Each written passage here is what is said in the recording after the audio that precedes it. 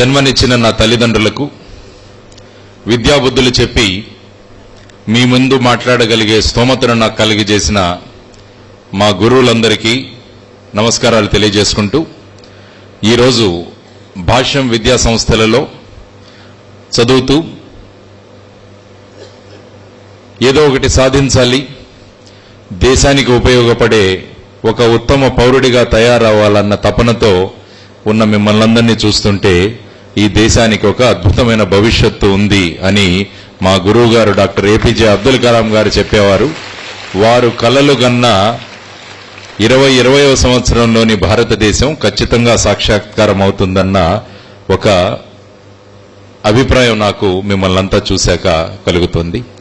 ఇలాంటి అవకాశాన్ని కలిగించిన శ్రీ రామకృష్ణ గారికి, అదేవిధంగా అడ్వైజర్ శ్రీ మైఖేల్ రాజు గారికి, ఇక్కడ విచ్చేసిన అందరు గురువర్యులకి, అని భారతదేశం యొక్క భవిష్యత్ అయిన మీ అందరికీ నా శుభాభినందనలు అని శుభాశీస్సులు. భాష్యం విద్యా సంస్థల పేరు నేను విన్నాను. ఇక్కడికి వస్తున్నప్పుడు నాకు అత్యంత ఆనందదాయకం కలిగిన విషయం ఏంటంటే, మీ స్కూల్కి ఎదురుగా ఉన్న గ్రౌండ్, ప్లే గ్రౌండ్. ఎప్పుడూ ఒక అద్భుతమైన వ్యక్తి క్రీడాస్థలం నుంచి బయటకు వస్తాడనమాట. కాబట్టి చదవడం, ఆడడం, తద్వారా మానసిక వికాసాన్ని పొంది ఒక అద్భుతమైన వ్యక్తులుగా మీరు తయారవ్వాలి. అందుకే గురువు గారు డాక్టర్ ఏపీజే అబ్దుల్ కలాం గారు అంటారు, ఎప్పుడు డ్రీమింగ్ లో ఈజ్ ఎ క్రైమ్ అంటారు ఆయన. ఎలాంటి కళలు కనాలంటే ఆ కనే కళల వల్ల మనకు నిద్ర పట్టకూడదు అంటారు. అదే ఇక్కడ కూడా రాశారు, dream is not what you see in sleep, it is the thing which doesn't let you sleep. కాబట్టి అలాంటి అద్భుతమైన వ్యక్తులంతా మీకు ఆశీర్వాదాలు ఇస్తూ ఒక మంచి భవిష్యత్తు మీ ముందుంది. అందువల్ల ఇక్కడున్న విద్యార్థులందరికీ పరీక్షల్లో ఎన్ని మార్కులు వస్తాయి అన్న దాంతో పాటు జీవితంలో నేను ఏం సాధించాలన్న విషయాన్ని కూడా మీరు ఎప్పుడూ అనుకుంటుండాలి. ఇటువంటి భారతదేశం కోసం నేనేం చెయ్యాలి అన్న తపన మీకు ఇప్పటి నుంచే మొదలవ్వాలన్నమాట. ఒక మత్స్యకారుడి కొడుకు అబ్దుల్ రోజు ఉదయం వాళ్ళ అన్నగారితో కలిసి రామేశ్వరంలోని రైల్వే స్టేషన్కి వెళ్ళి ఆ రైల్వే స్టేషన్ నుంచి బయటికి వేసిన న్యూస్ పేపర్స్ కట్ట తీసుకొని వాటన్నింటినీ చక్కగా పెట్టి ప్రతి ఒక్కరి ఇంట్లో ఆ న్యూస్ పేపర్ డిస్ట్రిబ్యూట్ చేసి వాటికి వచ్చే డబ్బులతో చదువుకొని డాక్టర్ కలాంగా మారాడు. అబ్దుల్ డాక్టర్ కలాంగా పరివర్తన చెందితే భారతదేశం శాస్త్ర సాంకేతిక రంగాల్లో ఎక్కడో ఉన్న భారతదేశం శాస్త్ర సాంకేతిక రంగాల్లో ఒక అత్యున్నత దేశంగా తయారైంది.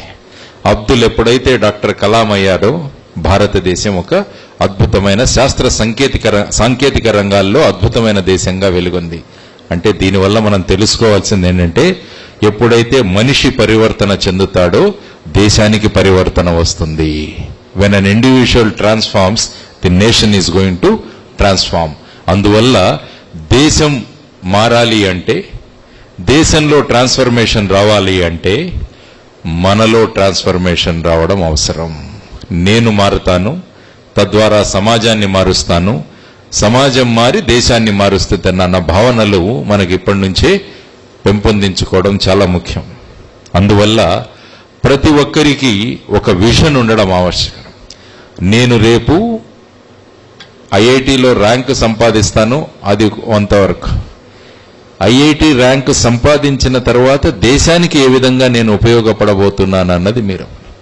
రేపు మీరు ఐఐటి ర్యాంకు సంపాదించి ఒక స్వార్థపరుడుగా మీరు తయారవుతే మీ వల్ల దేశానికి ఏమాత్రం ఉపయోగం లేదు. కాబట్టి మనం స్వార్థపరులుగా తయారవ్వకూడదు, మనం దేశానికి ఉపయోగపడే వ్యక్తులుగా మనం తీర్చిదిద్దాలన్నమాట. దాని గురించి మీరు ఇప్పటి నుంచి మీ కాలేజీలో చేస్తున్న తపన చూస్తుంటే, రేపొచ్చి మీరు ఏదైనా స్థానంలో, ఏదైనా పెద్ద ల్యాబొరేటరీలో కూర్చొని మీరు మంచి ప్రయోగాలు చేస్తూ దేశాన్ని ఇంకా అభివృద్ధి చేస్తే, అప్పుడు వచ్చి దేశ ప్రజలు అడగాలి, ఈ సైంటిస్టు ఏ స్కూల్లో చదువుకున్నాడు అని వాళ్ళు తపన పడాలి. వాళ్ళు వచ్చి ఈ స్కూల్ను వచ్చి వాళ్ళు విజిట్ చేయాలి. అటువంటి అద్భుతమైన జ్ఞానాన్ని అందించిన కళాశాల కిమా పాఠశాల ఎలా ఉంటుందో అని చెప్పి వాళ్ళు వచ్చి మీ స్కూల్ను విజిట్ చేయాలి. మీ ద్వారా మీ స్కూల్కు పేరు రావాలి. స్కూల్ వల్ల మీకు పేరు రావడం కాదు, స్కూల్ వల్ల మీ వల్ల స్కూల్కు పేరు రావాలి. ఆ రోజు నిజంగా వీళ్ళు చేస్తున్న కష్టానికి మీరు గురుదక్షిణ ఇచ్చినట్టు అవుతుందన్నమాట. అందువల్ల ప్రతి ఒక్కరూ జీవితంలో ఒక ఆలోచన లేక విజన్ అంటాం దాన్ని, ఆ విజన్ ఉండడం చాలా అవసరం. కేవలం విజన్ ఉన్నంత మాత్రాన సరిపోదు. విజన్తో పాటు యాక్షన్ కూడా కావాలి మనకు. ఎప్పుడైతే విజన్ ఉంది, యాక్షన్ ఉందో అప్పుడే మీకు అద్భుతమైన ఫలితాలు అందుతాయి. దానికి చిన్న ఉదాహరణ అని చెప్తాను. ఒక షిప్ వెళ్తుంది అనుకోండి, ఒక పడవ.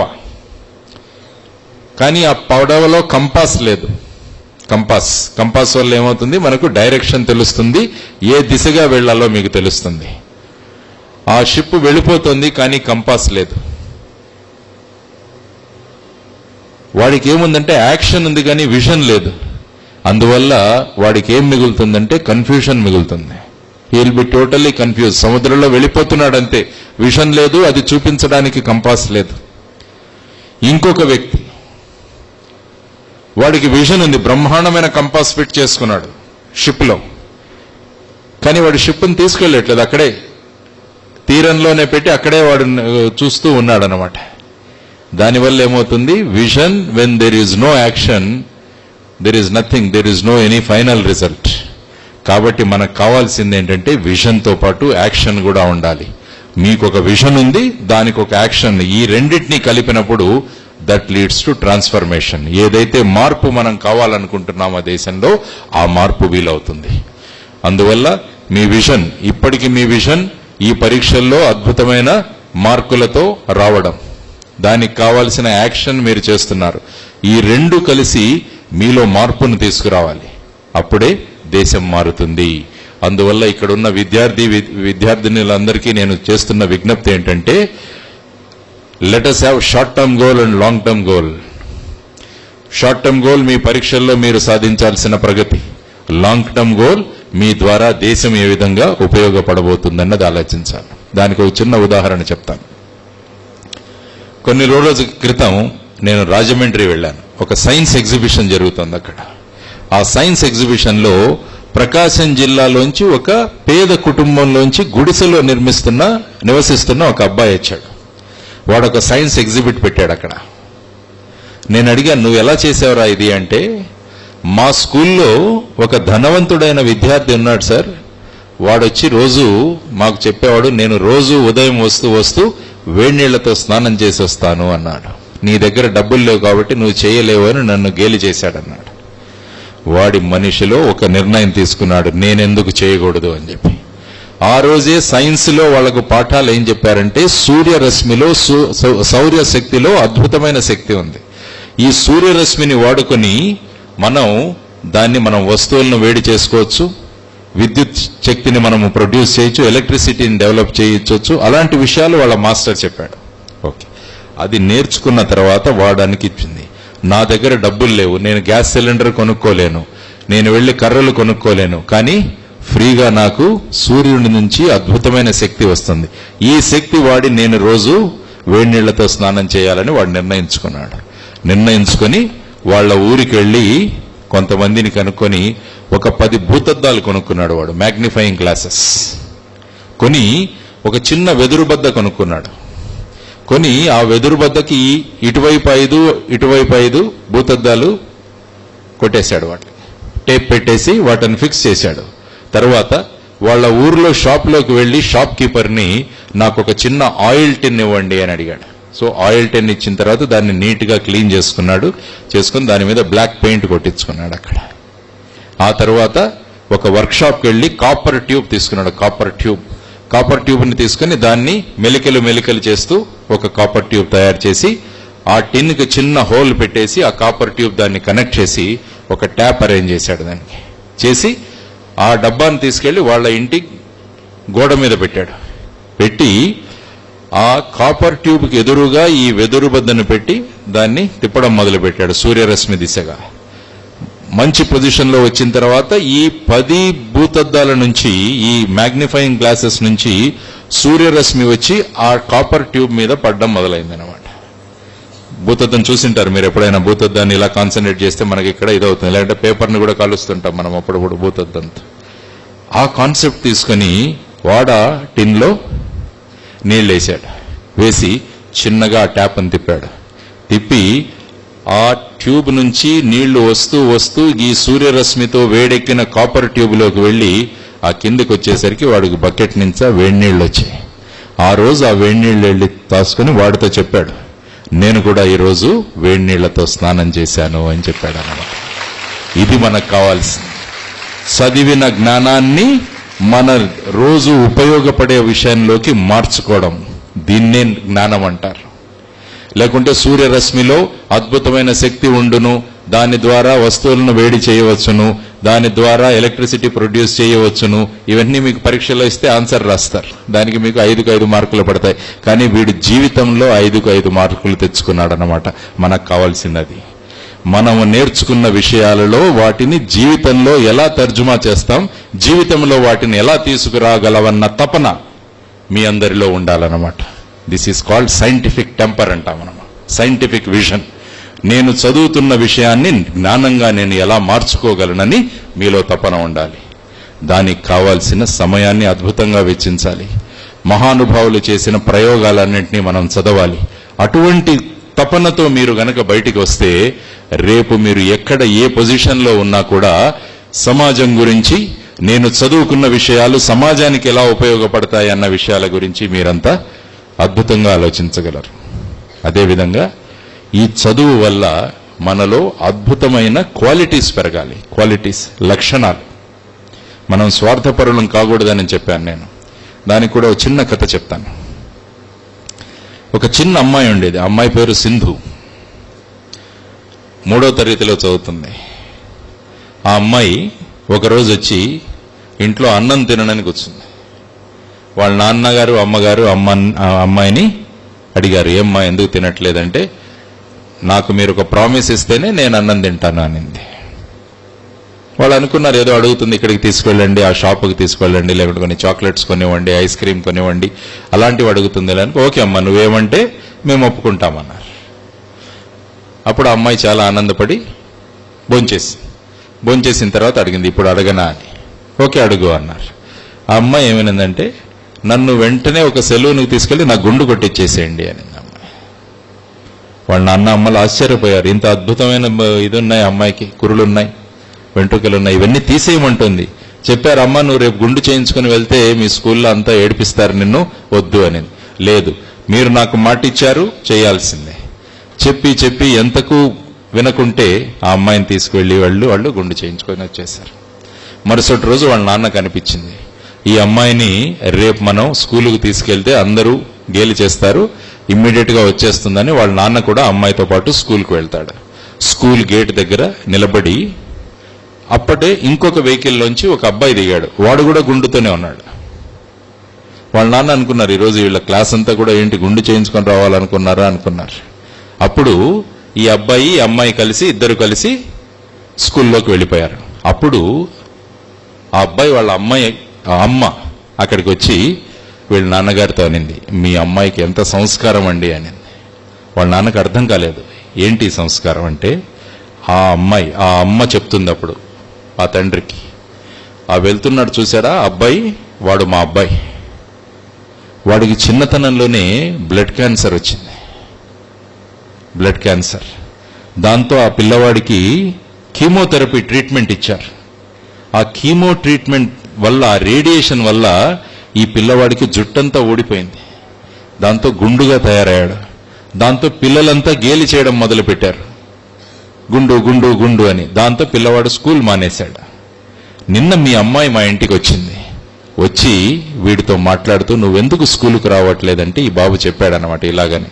అంటే అమ్మాయి అప్పుడు అనింది, నువ్వేం బాధపడకు, రేపటి నుంచి నేను నీ కంపెనీ ఇస్తాను అని చెప్పి అమ్మా నాన్నలతో పట్టు చేయించి గుండు చేయించుకొని ఆ పిల్లవాడి బాధను తన బాధగా మార్చుకొని ఆ పిల్లవాడికి కంపెనీ ఇచ్చిందనమాట.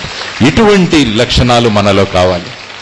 ఎదుటివాడి బాధను మన బాధ అనుకున్న ఎప్పుడైతే మీరు అనుకుంటారో ఆ వేళ మీరు పరిపూర్ణత చెందిన మనుషుల్లాగా తయారవుతారనమాట. ఇలాంటి విషయాలు కావాలి. మనం ఎదుటివాడికి ఎక్కువ మార్కులు వస్తుంటే మనం అసూయతో జలించిపోకూడదు. ఆ మనిషిని మీరు ఇన్స్పిరేషన్గా తీసుకోవాలి. ఆ మనిషికి ఎక్కువ మార్కులు వస్తున్నాడంటే ఎలా చదువుతున్నాడు, ఏం చేస్తున్నాడు, ఆ విధంగా మనం ఎందుకు చేయకూడదమని ఆ విధమైన ఇన్స్పిరేషన్ మీరు తీసుకుంటే అది పాజిటివిటీగా మారుతుంది. ఎప్పుడైతే మీరు అసూయపడ్డారో మీలో మీరు నెగటివిటీ, నకారాత్మక పెంచుకుంటూ మీ ఆరోగ్యాలు మీరు పాడు చేసుకుంటారన్నమాట. అందువల్ల ఎవరైనా మనకన్నా బాగా చేస్తుంటే వాళ్ళ నుంచి మనం స్ఫూర్తిని తీసుకునే లక్షణం మనలో ఉండాలి. మనకన్నా ఎవరైనా తక్కువ వాళ్ళు బాధపడుతుంటే వాళ్ళ బాధను మన బాధగా అర్థం చేసుకుని వాళ్లకు సహాయం చేసే లక్షణాలు మనలో ఉండాలి. చదువుతో పాటు ఇలాంటి లక్షణాలు మనకు జోడవుతే రేపొక మహానుభావులుగా మనం వెదగలుగుతామన్నమాట. కాబట్టి అది మనకు రిక్వైర్మెంట్. కాబట్టి మై డియర్ స్టూడెంట్స్, నేను చెప్పేది ఏంటంటే చదువుతో పాటు క్లాస్ రూమ్తో పాఠాలతో పాటు జీవన పాఠాలు కూడా మీరు నేర్చుకోవడం చాలా ముఖ్యం. ముఖ్యంగా మీరంతా అదృష్టవంతులు, ఎందుకంటే మీరు హాస్టల్లో ఉంటారు. హాస్టల్ లైఫ్లో ఎన్నో విషయాలు మనం నేర్చుకోవచ్చు. ఒక గ్రూప్గా మనం ఎలా ఉండి నివసించాలి అన్నది మీరు ఇక్కడ చూసుకోవచ్చు. ఒకరి మీద ఒకరు డిపెండ్ అయి మనం ఎలా పని చేసుకోవాలి, ఇవన్నీ కూడా అద్భుతమైన లక్షణాలు అమ్ముతాయి. నేను ఎక్కడైనా బయట చూస్తే ఎవరైనా బిహేవియర్లో తేడా ఉంటే నేను వెంటనే కనిపెట్టేస్తాను, వాడు డే స్కాలరా హాస్టలరా అని. హాస్టల్లో ఎన్నో పాజిటివ్ క్వాలిటీస్ వస్తాయన్నమాట. వాళ్ళు ఇంటర్ డిపెండెన్స్, ఇతరుల మీద ఆధారపడి మనం బతకడం, ఇతరులను మనం లీడ్ చేయడం, ఇతరుల కష్టాలను మన కష్టాలుగా తీర్చుకోవడం, ఇటువంటి అద్భుతమైన వాతావరణంలో మీరు పెరుగుతున్నారు. కాబట్టి రేపు అద్భుతమైన భారతీయులుగా మీరంతా తయారవ్వాలన్నది మా ప్రచండ విశ్వాసం. అందువల్ల డాక్టర్ కలాం గారు చెప్పినట్టు అద్భుతమైన విజన్ ఉండడం, దాంతోపాటు దానికి తోడుగా మీరు యాక్షన్ కూడా మొదలు పెడితే మీ ఫలితాలను నేను ఇప్పుడే చూశాను. అక్కడ ఒక బ్రోషర్ పెట్టారు. అందులో మీరు ఆల్ ఇండియా లెవెల్లో ఐఐటీల్లో ఎలా మార్కులు తెస్తున్నారు, ఎన్ఐటీల్లో ఎలా మార్కులు వస్తున్నాయి, ఏఐఈఈలో ఎలా మార్కులు వస్తున్నాయి, ఇవన్నీ వస్తున్నాయి. అల్టిమేట్గా మీరు you should become the best citizens of this great nation. భారతదేశం బద్దల్ మంచి అభిప్రాయం కూడా మనకు ఉండాలి, అది చాలా ముఖ్యం. కాబట్టి నెక్స్ట్ నేను చెప్పే విషయం ఏంటంటే మీ దృక్పథాలు అద్భుతంగా ఉండాలి. దృక్పథం అంటే యాటిట్యూడ్, ఇంగ్లీష్లో యాటిట్యూడ్ అంటాం దాన్ని. గురువు గారు ఏపీజే అబ్దుల్ కలాం గారు ఎప్పుడు అనేవాళ్ళు, చాలా మందికి బ్లాక్ కలర్ నచ్చదండి అనేవాడు ఆయన. చాలా మంది నా దగ్గరకు వచ్చి black is not a good colour అనేవారట ఆయనతో. ఆయన అనేవాడు, అటువంటి బ్లాక్ కలర్ కలిగిన బ్లాక్ బోర్డ్స్ నుంచే దేశం నిర్మాణం అవుతుంది అని చెప్పేవారు అబ్దుల్ కలాం గారు. ఆ బోర్డ్స్ గనక బ్లాక్ బోర్డ్స్ కాకుంటే ఈ ప్రజలు ఈ విధంగా ఎదుగొందగలిగే వాళ్ళు కాదు అని అబ్దుల్ కలాం గారు. That is what is known as attitude. అటువంటి దృక్పథం మనకు ఉండాలి. మీరు ఎప్పుడైనా పక్షులను చూస్తుంటారు, చిన్న చిన్న పక్షులు. ఈ నెక్స్ట్ రైనీ సీజన్ వచ్చినప్పుడు ఒకసారి చూడండి, ఎప్పుడైతే వర్షం పడడం మొదలవుతుందో చిన్న చిన్న పక్షులంతా ఏం చేస్తాయంటే ఎక్కడెక్కడో కొమ్మల్లో దాక్కుంటాయి, వెళ్ళి చిన్న చిన్న గుబుర్లలో దాక్కుంటాయి, చెట్లలో వెళ్ళి దాక్కుంటాయి. కానీ మీకు అవకాశం వస్తే గరుడ పక్షి, ఈగల్ అంటాం మనం, ఆ గరుడ పక్షి ఏం చేస్తుందో వర్షం పడినప్పుడు చూడండి. అదేం చేస్తుందంటే ఏ మేఘాల నుంచి అయితే వర్షం పడుతుందో ఆ మేఘాల మీదికి పైనకి వెళ్ళిపోతుంది అనమాట. వెళ్ళిపోయి అక్కడ తిరగడం మొదలు పెడుతుంది అనమాట. That is called attitude of the eagle. ఏవైతే కష్టాలు మనకు వస్తున్నాయో ఆ కష్టాల మీదికి వెళ్ళి మనం ఆ కష్టాల కన్నా గొప్పగా మనం ఎదగగలగాలి. That is what is known as attitude. అటువంటి దృక్పథం మీ అందరికీ ఉండాలి. కష్టాలని అనుకుంటే కష్టాలు చాలా అతి కష్టాలుగా అనిపిస్తాయి.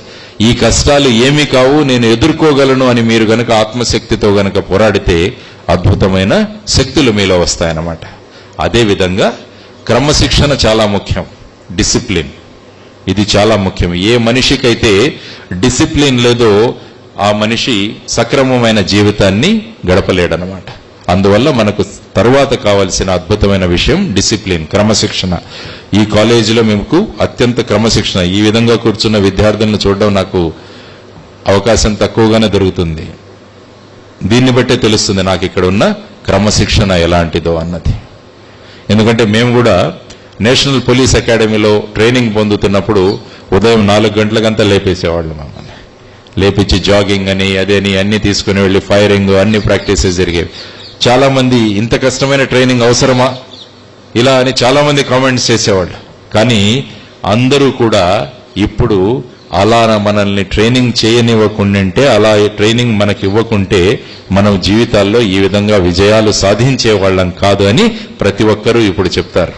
అందువల్ల ఎప్పుడైతే మనం క్రమశిక్షణ బాటలో వెళ్ళడానికి ఎవరైతే ప్రయత్నం చేస్తారో వాళ్ళకే రేపు విజయాలు మీకు లభిస్తాయి. అందువల్ల చక్కని దృక్పథంతో చక్కని క్రమశిక్షణతో మీరంతా పెరిగితే రేపు అద్భుతమైన వ్యక్తులుగా ఇలాంటి మహానుభావుల్లాగా మీరంతా తయారవుతారన్నమాట. ఆ దృక్పథం పెట్టుకోండి మీరెప్పుడు. దానితో పాటు భారతదేశాన్ని గౌరవించడం నేర్చుకోండి. ఇది చాలా ముఖ్యం. ప్రతి ఒక్కరిలో దేశం పట్ల అభిమానం ఉండడం చాలా ముఖ్యం. That is called patriotism. పేట్రియాటిజంకి ఒక ఉదాహరణ చెప్తాను. భగత్ సింగ్ను బ్రిటిష్ వాళ్ళు పట్టుకొని భగత్ సింగ్, సుఖ్దేవ్, రాజ్గురు ఈ ముగ్గురికి ఉరిశిక్ష విధించారు. ఆ టైంలో భగత్ సింగ్ ఆ జడ్జిని ప్రాధేయపడ్డాడు, నాకు ఉరిశిక్ష ఇవ్వకండి, నన్ను కాల్చి చంపేయండి అన్నాడు. అందరూ ఆశ్చర్యపోయారు, ఎందుకు ఇతను ఇలా కాల్చి చంపేయమని అడుగుతున్నారు అని. అప్పుడు భగత్ సింగ్ ఇచ్చిన రిప్లై ఏంటంటే, మీరు నన్ను ఉరితీస్తే నేను గాలిలో వేలాడతాను, అందువల్ల నా భరతమాత నేల మీద నేను మరణించలేను. నన్ను గనుక కాల్చి చంపితే నేను పడి తుది శ్వాస నేను నా భరతమాత గడ్డ మీద పోవాలనుకుంటున్నానన్న మహానుభావుడు భగత్ సింగ్. అది దేశభక్తి అంటే. దేశం పట్ల, మన దేశ భూమి పట్ల అటువంటి అభిమానం ఉండడం చాలా అవసరం. కాబట్టి దేశం యొక్క గొప్పతనం గురించి చదువుతూ ఉండండి అప్పుడప్పుడు. ప్రతి ఒక్క రంగంలోనూ ప్రపంచానికి మార్గదర్శనం చూపిన దేశం భారతదేశం. శూన్యాంకాన్ని ప్రపంచానికి ఇచ్చిన దేశం భారతీయ ఆర్యభట్టు ద్వారా. సంవత్సరంలో 365 రోజులు ఉంటాయని చెప్పిన శాస్త్రజ్ఞుడు భాస్కరాచార్యుడు. మెడికల్ ఫీల్డ్లో అద్భుతమైన శాస్త్రజ్ఞులు, అద్భుతమైన డాక్టర్లు, వైద్యులు చరకుడు, సుశ్రుతుడు. అత్యంత అద్భుతమైన యూనివర్సిటీస్ నలంద, తక్షశిల విశ్వవిద్యాలయాలు. ఆ కాలంలో ప్రపంచంలో ఎప్పుడైనా ఎవరైనా అడిగితే నువ్వు ఏ కాలేజీలో చదువుకోవాలని, ఏ యూనివర్సిటీలో చదువుకోవాలని అడిగితే అప్పుడు విద్యార్థి చెప్పేవాడు, భారతదేశంలోని నలంద, తక్షశిల విశ్వవిద్యాలయాల్లో చదివితే నా జన్మ ధన్యమవుతుందని ప్రపంచ దేశాల్లో విద్యార్థులు చెప్పేవాళ్ళు. అటువంటి భారతదేశం మనది. కాబట్టి అటువంటి భారతదేశంలో పుట్టడం మనమంతా ఎప్పుడో చేసుకున్న పుణ్యం. అందువల్ల అటువంటి దేశంలో జన్మించినందుకు మనం అందరము గర్వపడాలి. అటువంటి దేశాన్ని పునర్వైభవాన్ని మనమంతా తీసుకురావాలి. అది మనస్ఫూర్తిగా మీరు నిర్ణయం చేసుకోండి. ఎప్పుడైతే దేశం పట్ల మక్కువ ఉంటుందో మనం చేసే విషయాలలో మనం ఎప్పుడూ తప్పుదారి మనం పట్టలేం. దేశం మీద ఎవరికైతే అభిమానం ఉండదో వాళ్ళు స్వార్థపరులుగా తయారవుతారు. ఇతరులకు ఎలాంటి ఉపయోగపడే వాళ్ళులా తయారవరు వాళ్ళు. కాబట్టి దేశభక్తి ఎవరికైతే ఉందో వాళ్ళు అద్భుతమైన వ్యక్తులుగా తయారవుతారు, దేశానికి ఉపయోగపడే వ్యక్తులుగా తయారవుతారు. అటువంటి వ్యక్తులు మీరంతా కావాలన్నది మా ప్రగాఢ ఆకాంక్ష. 1000 మంది దేశభక్తులు మీలాంటి వాళ్ళు అద్భుతమైన జ్ఞానంతో, మంచి దృక్పథంతో, మంచి క్రమశిక్షణతో మీరు తయారయ్యారంటే చూడండి దేశం ఎంత అద్భుతంగా ఉంటుందో. అందుకే మహానుభావుడు స్వామి వివేకానంద అన్నారు, 100 మంది ఇనుప శరీరాలు, ఉక్కు నరాలు ఉన్న నాకు యువతరాన్ని ఇవ్వండి, ఒక రోజులో దేశాన్ని మార్చేస్తానంటాడు ఆయన. కాబట్టి అలాంటి యువకులు, యువతులు మీరంతా తయారవ్వాలన్నమాట. మన దేశం కోసం ఏమైనా చేయాలి. 1945వ సంవత్సరంలో హిరోషిమా, నాగసాకి పట్టణాల్లో అణుబాంబు దాడి జరిగిన తర్వాత అక్కడ ఉన్న మీలాంటి వాళ్ళంతా యువకులు నిర్ణయించుకున్నారు, మా దేశాన్ని అద్భుతమైన దేశంగా తయారు చేస్తాం. జపాన్ అద్భుతమైన దేశంగా తయారైంది, మనం ఎందుకు చేయకూడదు? అదే గురువు గారి విజన్ 2020. 2020వ సంవత్సరానికి ప్రపంచ దేశాలన్నీ ఏమనాలంటే దేశం అంటే భారతదేశం, పౌరులంటే భారతీయులు అని ప్రపంచ దేశాల నుంచి మనం అనిపించుకోగలగాలి. అలాంటి భారతదేశాన్ని మనం నిర్మించాలి. ఎవరు నిర్మిస్తారు? నేను నిర్మిస్తాను అని ప్రతి ఒక్కరూ నేను అనుకోవాలి, మీరు అనుకోవాలి. నేను అటువంటి భారతదేశాన్ని నిర్మిస్తాను, నాలో అటువంటి శక్తి ఉంది, అటువంటి తాకత్తు నాలో ఉంది, అటువంటి శక్తి ఉంది, నేను అద్భుతమైన భారతదేశాన్ని నిర్మిస్తానన్నారు. ఇప్పుడే మైకేల్ రాజు గారు అన్నారు, ఎవరైతే అనుకుంటారో నేను పిరికివాణ్ణి, నేను అసమర్థుణ్ణి, అటువంటి వాడు దేశానికి ఉపయోగపడడు. నేను అద్భుతమైన వ్యక్తిని, నేను సమర్థుడను అని ఎవరైతే అనుకున్నారో వాళ్లే రేపు దేశాన్ని లీడ్ చేయగలరు. అలాంటి మీరు ప్రతి ఒక్కరూ అలాంటి వాళ్ళు తయారవ్వాలన్నమాట. అందుకని ఈ 3 విషయాలు చెప్పాను నేను, యాటిట్యూడ్, డిసిప్లిన్ అండ్ దేశభక్తి. ఈ 3 శబ్దాలను తీసుకుని మీరు సంఖ్యీకరణ చేస్తే, సంఖ్యల్లోకి మారిస్తే ఏకు 1, బికి 2, సికి 3, జడ్కి 26 ఇచ్చి యాటిట్యూడ్ పదాన్ని రాయండి, దానిలో 100 వస్తుంది. డిసిప్లిన్ పదాన్ని రాయండి, దాన్ని కూడా సంఖ్యాబలంగా చేస్తే 100 వస్తుంది. అదేవిధంగా ఐ లవ్ ఇండియా రాసి దానికి కూడా సంఖ్యలు ఇవ్వండి, అది కూడా 100 వస్తుంది మీకు. కాబట్టి చక్కని దృక్పథంతో, చక్కని డిసిప్లిన్తో భారతదేశాన్ని ప్రేమిస్తూ రేపు ఒక అద్భుతమైన వ్యక్తులుగా మీరు తయారవ్వాలి. అది చాలా ముఖ్యం. దానికి కావాల్సింది ముఖ్యంగా మన చుట్టూ ఉన్న కలుపును వేరేసేయడం చాలా ముఖ్యం. కలుపు, చెట్టు ఏపుగా పెరగాలంటే దాని చుట్టూ ఉన్న కలుపును తీసేయాలి. మనము అద్భుతంగా పెరగాలంటే మన చుట్టూ ఉన్న కలుపును కూడా మనం తీసేయాలి. ఏవైతే విషయాలు మనల్ని పెరగనివ్వకుండా, మన ఆలోచనలను పెరగనివ్వకుండా చేస్తున్నాయో అటువంటి వాటిని కలుపు అంటారు. ఏ వేటి వల్ల అయితే మన సమయం వృధా అవుతుందో అటువంటి వాటిని కలుపు అంటారు. మీ ఫోన్లు, సినిమాలు, ఫేస్బుక్లు, ఇంటర్నెట్లు ఇవన్నీ కూడా మీ ఎదుగుదలకు అవ్వట్లేదు. అది ఇక్కడ వాడతారా మీరు ఫేస్బుక్లు? వెరీ గుడ్, అద్భుతం, అదృష్టవంతులు. కానీ మీరు అనుకుంటుంటారు మా ఊర్లో, గుంటూరులో ఉన్న వాళ్ళంతా ఫేస్బుక్లు వాడేస్తున్నారు, మేము వాడట్లేదు అని. ఎందుకు చేరామరా అనుకుంటున్నాం అప్పుడప్పుడు. No, you are lucky people. మొన్న ఒక స్కూల్కి వెళ్ళాను, అందులో ఒకడు వచ్చాడు, ఒక చిన్నోడు, ఒక 8 సంవత్సరాల వాడు. వాడికి 1000 మంది మిత్రులు ఉన్నారట ఫేస్బుక్. వాడిని అడిగారు, ఏం చేస్తావురా రోజు అంటే, సార్ రోజు రేసు ఒక మెసేజ్ కొడతాను మా వాళ్ళకి, హాయ్ హౌ ఆర్ యూ అంటాడట. మరి ఏం చేస్తారు వాళ్ళు అంటే, వాళ్ళు కూడా నాకు మెసేజెస్ పంపిస్తారు, సార్ మేము బాగున్నాము, నువ్వు ఎలా ఉన్నావు. ఎంత సమయం ఖర్చు చేస్తావురా దీనికి రోజు అంటే 2 గంటలు, 2 hours.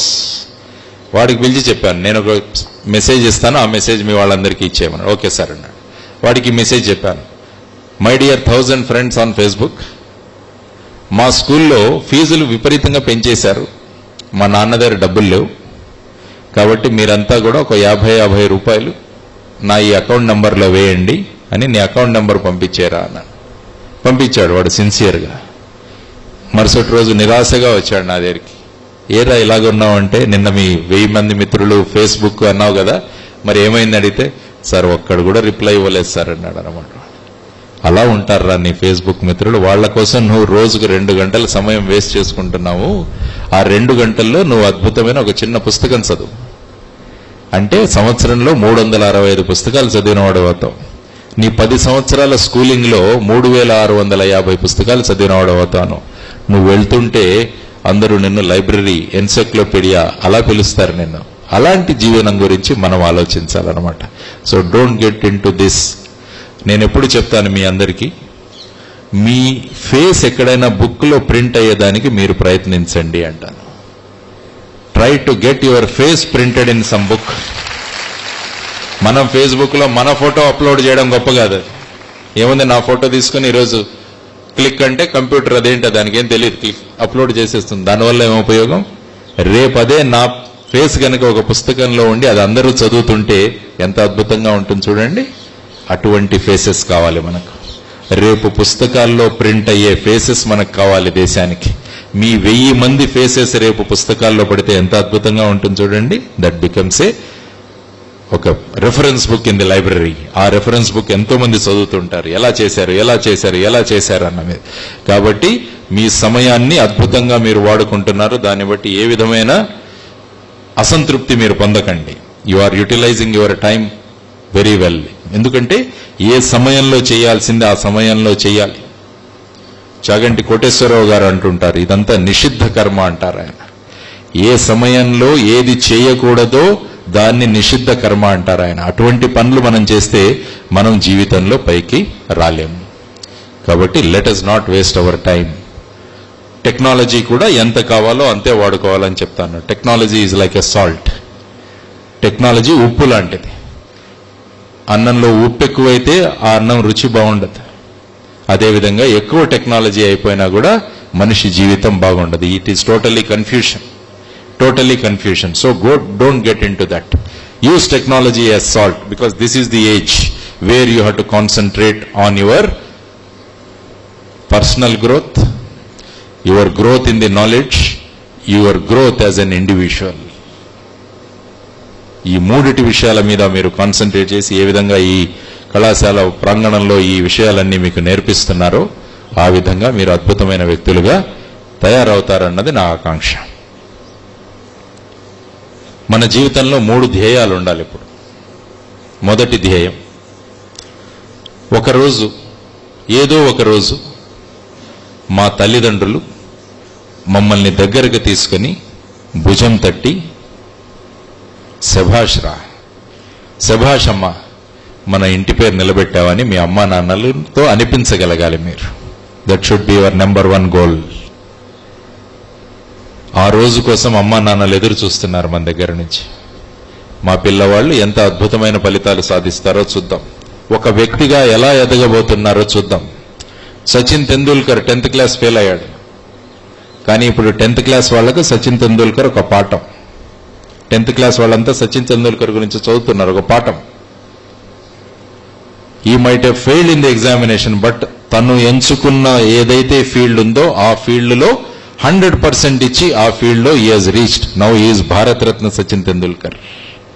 అంటే మనం ఏ విషయం అయితే అనుకున్నామో ఆ విషయం మీద మనం 100% కాన్సన్ట్రేట్ చేస్తే మనం కూడా అద్భుత విజయాన్ని సాధిస్తామన్నది మీరు గుర్తుంచుకోవాల్సింది. ఆ రోజు మీ అమ్మా నాన్నలు వీధుల్లో తిరుగుతుంటే అందరూ మీ పేరు చెప్పి వాళ్ళ అమ్మా నాన్నలరా, ఆ అమ్మాయి వాళ్ళ అమ్మా నాన్నలరా అని మీ అమ్మా నాన్నలు అంటుంటే మీ అమ్మా నాన్నల కళ్ళలో ఆనంద బాష్పాలు రాలుతాయన్నమాట. అటువంటి ఆనంద బాష్పాలు చేర్చడానికే మనం జన్మ తీసుకున్నాం ఇక్కడ.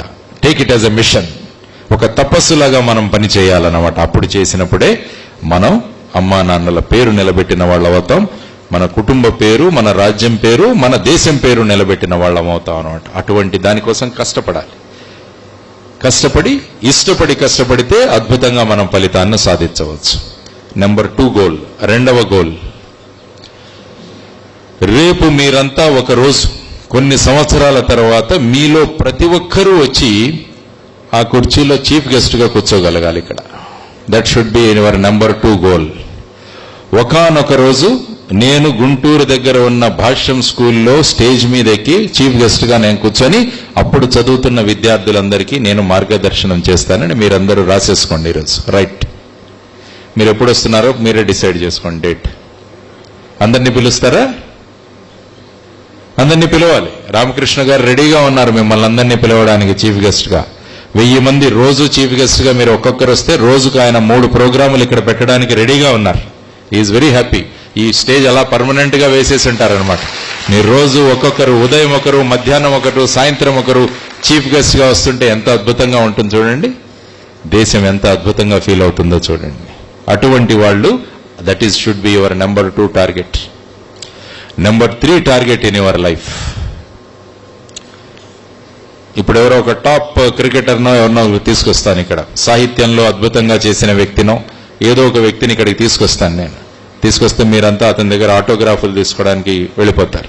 Notebook sir autograph, madam autograph, ఇది అది అని చెప్పి. మీ జీవితంలో ఎలా ఉండాలంటే, ఏ వ్యక్తి దగ్గర నుంచి అయితే నేను ఇప్పుడు ఆటోగ్రాఫ్ తీసుకోవాలనుకుంటున్నానో ఆ వ్యక్తి లైన్లో నిలబడి నా ఆటోగ్రాఫ్ కోసం ఎదురు చూడాలని మీరు ఆలోచించుకోవాలన్నమాట. That should be your number 3 target. ఏ వ్యక్తి ఆటోగ్రాఫ్ నేను ఈరోజు కావాలనుకుంటున్నానో ఆ వ్యక్తి నా ఆటోగ్రాఫ్ కోసం వెయిట్ చేయాలి అన్నది గనక మీరు అనుకుంటే చూడండి, ఈ 3 విషయాలు మీరు గనక అద్భుతంగా సాధించగలిగితే జీవితంలో భారతదేశం will be number 1 in the world. గురువు గారు కనల కనలు 2020వ సంవత్సరానికి అద్భుతమైన భారతదేశాన్ని నిర్మాణం చేయాలన్న ఆయన కలలు సాకారం చేయడానికి మనం ప్రతి ఒక్కరూ మనసా వాచా కర్మన ఎప్పుడైతే మనం పని చేస్తామో అది అద్భుతంగా ఉంటుంది. రేపు భారతీయుడు ఎక్కడైనా ప్రపంచ దేశాల్లో తిరుగుతున్నాడంటే citizen should be like him అనుకోవాలన్నమాట ప్రపంచ దేశాలు. స్కూల్ కాలేజెస్లో చూస్తుంటాను, టీ షర్ట్స్ వేసుకొస్తారు పిల్లలు, వాటి మీద రాసి ఉంటుంది New York, San Francisco, Los Angeles, ఇవన్నీ రాసుకొని తిరుగుతుంటారు పిల్లలు, స్ట్రీట్స్లో నాకు కనిపిస్తుంటారు. కానీ మా అందరి ఉద్దేశం ఏంటంటే రేపు అమెరికాలో ఉన్న యువతరం టీ షర్ట్లు వేసుకుని దాని మీద ఇండియా అని రాసి ఉండాలి అన్నది మా ఆకాంక్ష. అలాంటి భారతదేశాన్ని మనం నిర్మించగలగాలి. మనం ఎందుకు అక్కడికి ఆ దేశంలోని పేర్లు వేసుకొని మనం ఎందుకు తిరగాలి, మన దేశం టీ షర్ట్లు వేసుకొని వాళ్ళు ఎందుకు తిరగకూడదు అని మనం ఆలోచించాలన్నమాట. నేను చూడండి ఎంత అద్భుతంగా ఉంటుందో. అందువల్ల నేనేమీ చేయలేను అని ఎప్పుడు అనుకోకండి. నేను చేస్తాను, దేశాన్ని మారుస్తాను అని ప్రతి ఒక్కరూ అనుకున్నప్పుడు దేశం ఖచ్చితంగా మారుతుంది. మార్పు మన వద్ద నుంచి మొదలవారంటారు మహాత్మా గాంధీ. కాబట్టి నేను మారుతాను, తద్వారా దేశాన్ని మారుస్తానని మీరంతా అనుకున్న రోజున ఒక అద్భుతమైన భారతదేశ నిర్మాణం అవుతుంది. అందువల్ల ఈరోజు నేను ముఖ్యంగా రావడం మీ అందరికీ మీలో ఉన్న అద్భుతమైన శక్తిని గుర్తు చేయడానికి, మీలో సాధించగలిగే శక్తులను గుర్తు చేయడానికి, మీరంతా కలిసికట్టుగా పనిచేస్తే ఒక అద్భుతమైన భారతదేశాన్ని నిర్మాణం చేయడంలో ఏమాత్రం మనం వెనకపడకుండా త్వరగా ఒక అద్భుతమైన భారతదేశాన్ని మనం నిర్మించగలము అన్న భావనలు ప్రకటించడానికి నేను ఈరోజు రావడం జరిగింది. కాబట్టి నేను చెప్పిన 3 విషయాలను గుర్తుపెట్టుకోండి. అంతకుముందు చెప్పిన యాటిట్యూడ్, డిసిప్లిన్ అండ్ దేశం పట్ల ప్రేమ, మీలో ఉన్న కెపాసిటీ, ఆ చిన్నపిల్ల కథ, భగత్ సింగ్ కథ, వాటిలో మనకు ఎటువంటి గుణగణాలు మనలో పెంపొందించుకోవాలి, ఎదుటివాడు బాగా చేస్తున్నప్పుడు వాడి మీద అసూయ పడకుండా వాడిని రోల్ మోడల్గా తీసుకుని మనం గనక చేసుకుంటే మనం అద్భుతంగా ఎదుగుతాం. కాబట్టి వెళుతూ వెళుతూ అమ్మా నాన్నలు మనల్ని మెచ్చుకునే రోజు, నేను ముఖ్య అతిథిగా వచ్చే రోజు, నేను ఆటోగ్రాఫ్ ఇచ్చే రోజు, ఈ రోజు కోసం మీరంతా ఖచ్చితంగా తపన పడతారు. మీరు ఏ రోజైతే ఇక్కడి నుంచి సంభాషిస్తారో ఆ రోజు మేమంతా కింద కూర్చొని వింటుంటే ఎంతో అద్భుతంగా ఫీలింగ్స్ మాకుంటాయన్నమాట. అలాంటి భావనలు మీరంతా రామకృష్ణ గారికి, ఇక్కడున్న వాళ్ళందరికీ కలుగ చేస్తారన్న ప్రచండ విశ్వాసం నాలో ఉంది. అటువంటి శక్తియుక్తులున్న మీ అందరికీ శుభాశిస్సులు. ఒక అద్భుతమైన భారతదేశాన్ని నిర్మిద్దాం అని మన డాక్టర్ ఏపీజే అబ్దుల్ కలాం గారి కలలు కన్నా భారతదేశం, దేశం అంటే భారతదేశం, పౌరులంటే భారతీయులు, అలాంటి భారతదేశాన్ని నిర్మిద్దామని మీ అందరికీ తెలియజేసుకుంటూ, నాకు ఈ అవకాశం ఇచ్చినందుకు రామకృష్ణ గారికి, మైఖేల్ రాజు గారికి, మీ అందరికీ కూడా కృతజ్ఞతలు తెలియజేసుకుంటూ సెలవు తీసుకుంటున్నాను. జై హింద్.